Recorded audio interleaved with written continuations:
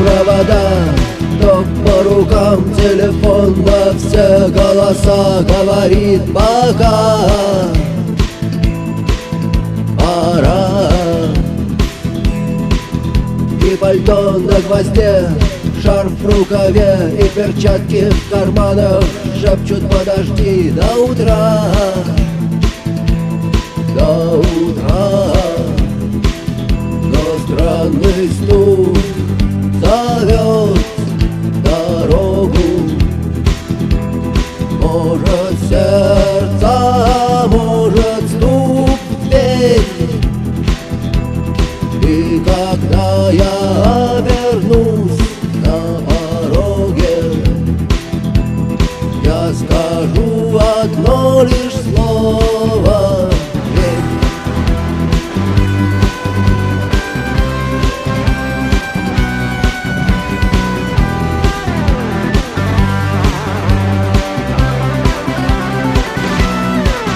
И опять на вокзал, и опять к поездам, и опять проводник выдаст белье и чай.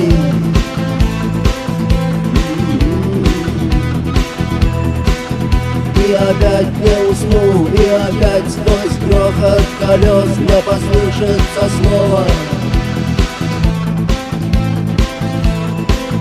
прощай. Но странный стук зовет дорогу. Может, сердце, может, стук в дверь.